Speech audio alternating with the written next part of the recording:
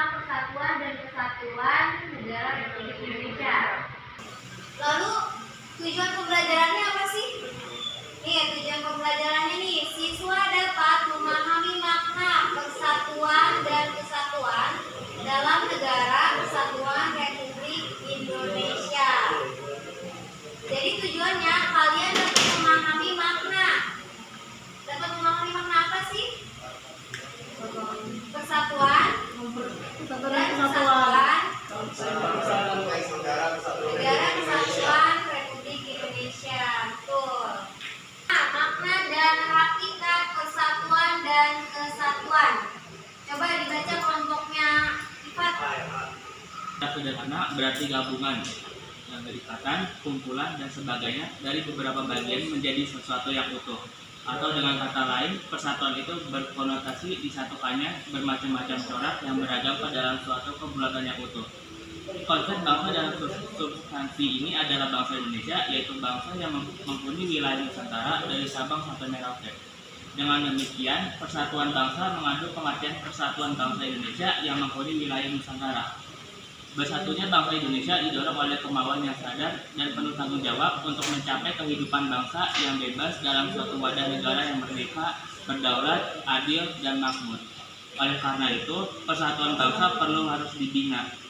Terbinanya persatuan bangsa akan menghasilkan kesatuan bangsa, yakni suatu kondisi yang utuh yang memperlihatkan adanya keamanan, kesentosaan, dan kejayaan. Manakala kesatuan bangsa tercipta, maka kehidupan bangsa akan aman, sentosa, dan jaya. Dalam substansi persatuan dan kesatuan bangsa terkandung makna bahwa kita senantiasa harus bersatu. Sejarah mengajarkan betapa pentingnya persatuan dan kesatuan itu. Penjajah berhasil mencengkramkan pupuk penjajahannya di bumi Nusantara hingga beratus-ratus tahun lamanya karena kita melupakan senjata kita yang ampuh, yaitu persatuan dan kesatuan bangsa. Kelalaian kita itu dimanfaatkan oleh penjajah, khususnya Belanda dengan pola. Oke, di sini ada prinsip persatuan. Yang pertama ada prinsip Bhinneka Tunggal Ika. Nah, apa sih arti dari Bhinneka Tunggal Ika? Oke, coba kelompoknya Fahri tulis prinsip persatuan dalam Negara Republik Indonesia. Ada apa aja tadi? Satu, Bhinneka Tunggal Ika. Oke, tulis ya. Kebebasan bertanggung jawab. Terus ada juga wawasan Nusantara. Ada yang tahu nggak wawasan Nusantara itu contohnya seperti apa?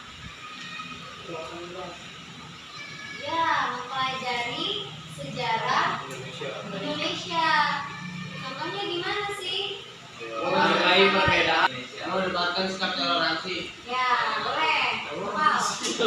Toleransi.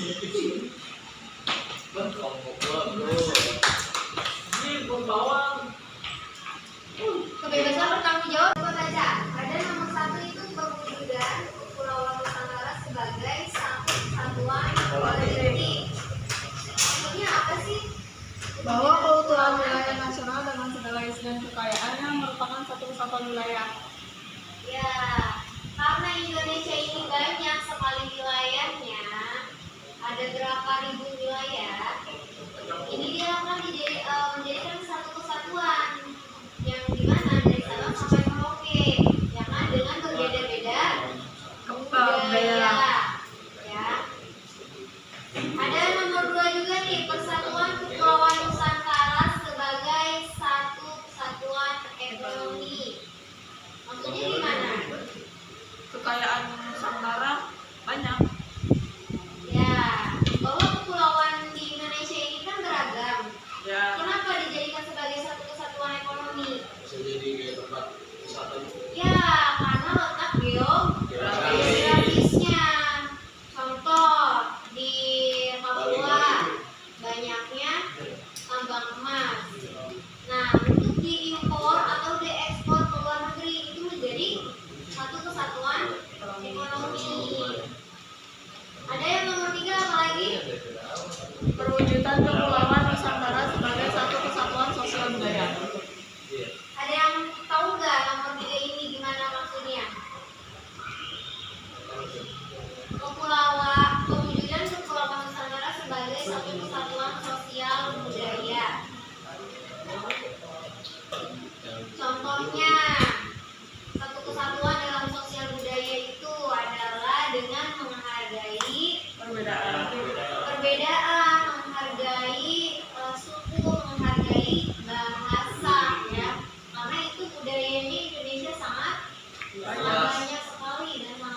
luas.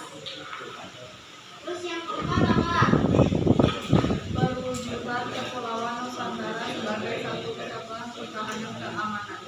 Ya, perwujudan Kepulauan Nusantara ini sebagai satu persatuan dan keamanan dalam pertahanan dan keamanan.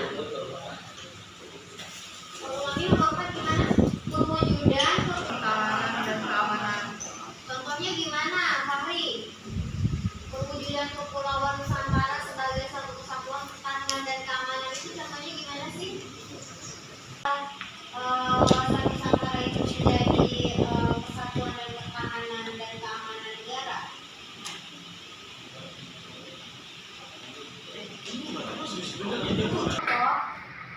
Nah, di sini ada potret perbatasan.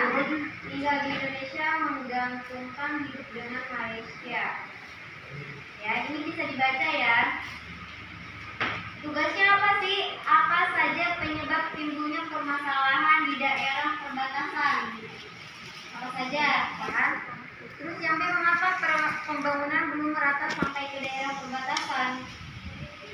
Mengapa pembangunan itu belum merata sampai ke daerah perbatasan? Karena transportasi ekonomi daerah, ya. Terus ada apa lagi nih yang C? Apakah permasalahan di daerah perbatasan ini menimbulkan persoalan lainnya? Oh, apa aja ya kan? Sampai dengan D.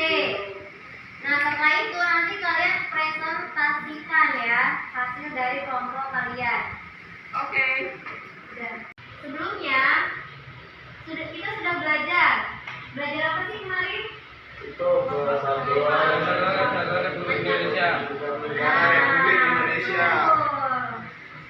Oke. Setelah itu saya mau bertanya, apakah kalian masih ingat apa sih itu ancaman? Ada yang tahu nggak ancaman itu apa? Jangan tuh kayak apa sih?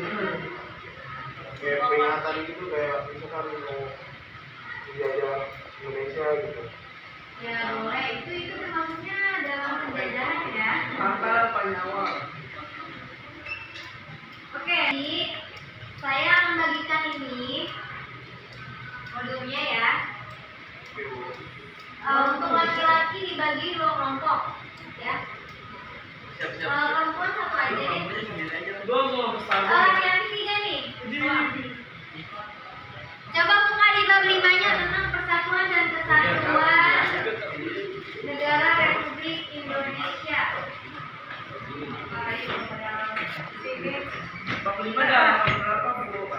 Halaman 174 di bab 6 memperkukuh persatuan dan kesatuan negara Republik Indonesia ya.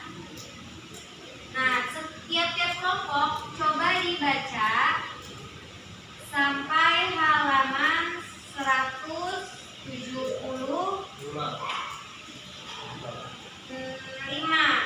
ya, sampai halaman 176.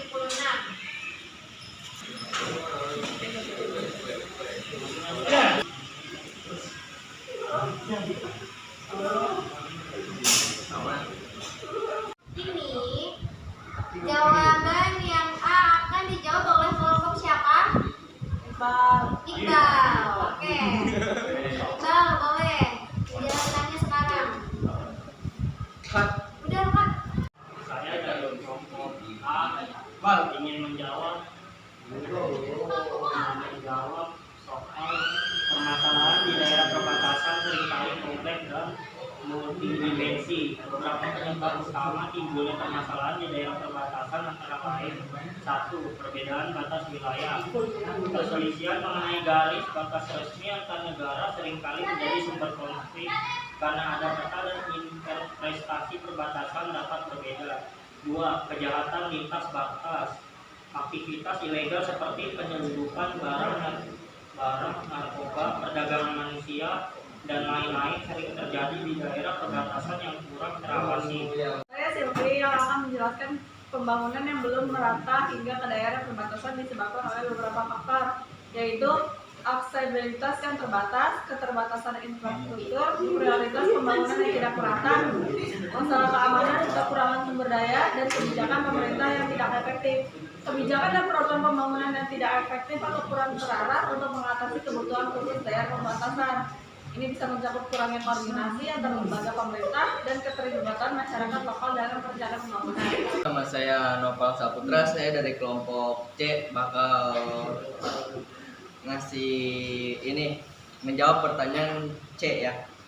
Apakah permasalahan di daerah perbatasan ini dapat menimbulkan persoalan lainnya? Jika ya, apa saja bentuk persoalan yang mungkin terjadi? Dari jawaban saya, ya, permasalahannya di daerah perbatasan dapat menimbulkan berbagai persoalan lainnya. Yang berikut adalah beberapa persoalan yang mungkin timbul sebagai akibat dari permasalahan di daerah perbatasan. 1. Ada konflik antar negara. 2. Ketidakstabilan keamanan. 3. Kerugian ekonomi. 4. Migrasi ilegal. 5. Masalah sosial. 6. Krisis kemanusiaan. 7. Kerusakan lingkungan. 8. Disintegrasi sosial. Oke, dari pembelajaran hari ini, pembelajaran kita ini adalah Persatuan dan Kesatuan Negara Republik Indonesia. Kesimpulannya hari ini dari pembelajarannya apa? Negara berujung pada kondisi di mana seluruh elemen dalam suatu negara hidup bersama dengan harmoni. Ya, terima kasih untuk pembelajaran hari ini tentang Kesatuan dan Persatuan Negara Republik Indonesia. Bahwa tadi yang sudah saya sampaikan, tujuan pembelajaran ini sudah kalian capai karena kalian sudah mengetahui apa itu makna Persatuan dan Kesatuan Negara Republik Indonesia. Oke, selanjutnya adalah kegiatan kalian pas ya, ujian belajarnya, dan jangan terlalu banyak main ya. Sekian dari saya. Wassalamualaikum warahmatullahi wabarakatuh. Waalaikumsalam.